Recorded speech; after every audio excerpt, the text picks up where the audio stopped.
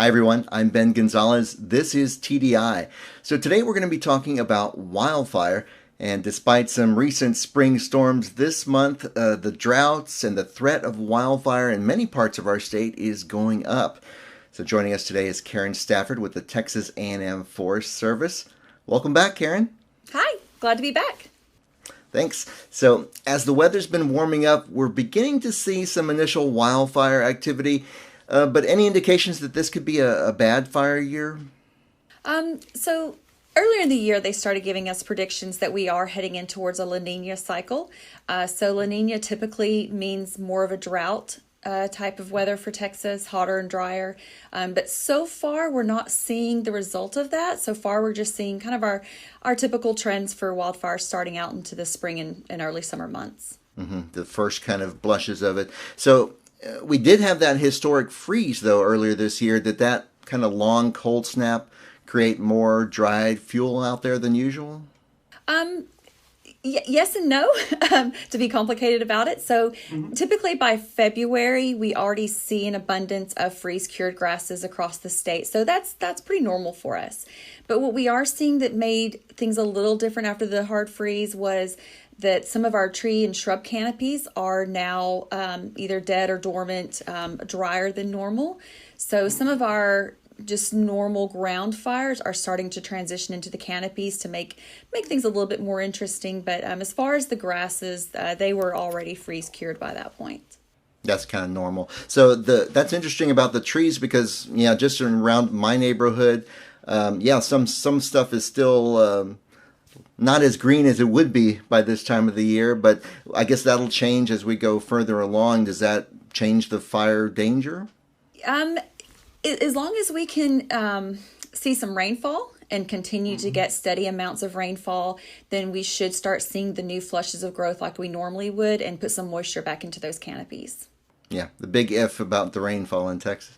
So fire, of course, is part of the natural cycle out there, but as more people start building homes closer to natural areas, that, I guess, complicates fire management for you all? Yeah, it absolutely can. And not just the fire management itself, but also emergency response to some of these areas.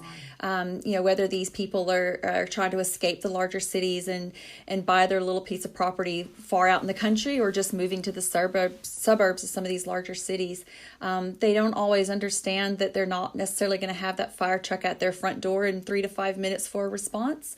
And so we try really hard to educate those homeowners in knowing that they can take responsibility to help protect themselves and their homes against wildfire, and also having a responsibility to help protect our firefighters in those situations as well.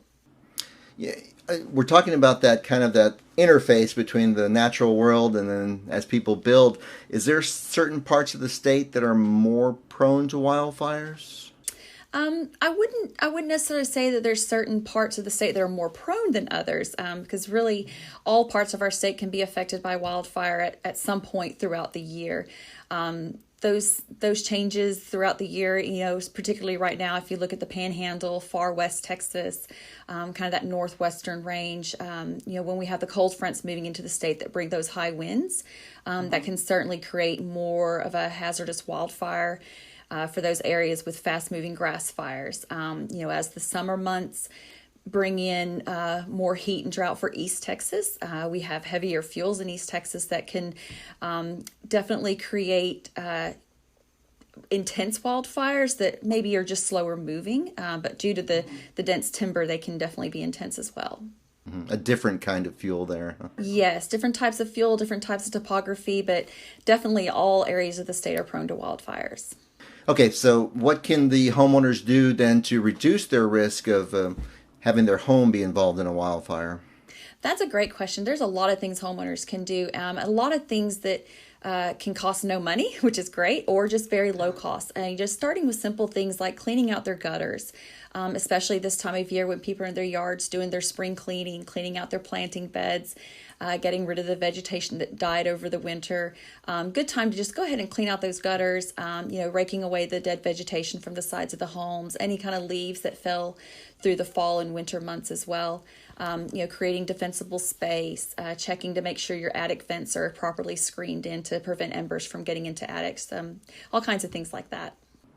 Yeah, we just recently looked at our gutters, and they were full of those little tiny oak leaves, just Yes. completely full. It's like, what good are Yes, those things? that's a great place for fire embers to land, and not necessarily just in a wildfire situation, but if you're just burning leaves in your backyard, you're going to have some sparks and some embers that float up, and those gutters are a great place for those embers to land. Scary. Well, we mentioned the gutters and then screening off areas where other kind of sparks could get into. That there's kind of a lot of things that people can do. Where would you tell people to start if we wanted to get started this weekend? I would say start with creating some defensible space around your home, and that's going to be a minimum of a 30-foot clearing around your home. And that defensible space, it doesn't have to be completely devoid of all vegetation, but like I said earlier, get rid of the dead vegetation, the leaves are piled up against your home. Maybe limb up your trees so you don't have some low-laying limbs on the ground. Removing vegetation from in front of your windows. And that 30 feet of defensible space is important because that can help slow the wildfire spread to your home.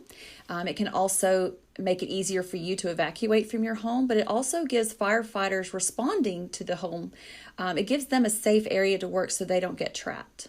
So it's important on all aspects.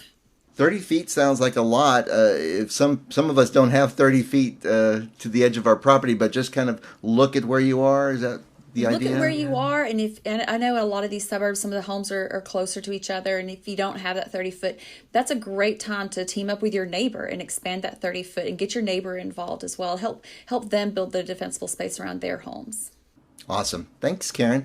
Good ideas there. So on the insurance side for your fire prep, you should be reviewing your home insurance to make sure that your coverage is keeping up to date based on the rebuilding costs, and also make a home inventory. So if you ever do have to make a claim, that detailed list of your property with photos and lists, that can make a big difference in how smoothly the claims process goes.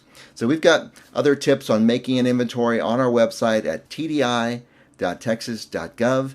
And if you have other insurance questions, you can call our helpline at 800-252-3439. So for Karen Stafford, I'm Ben Gonzalez. This is TDI.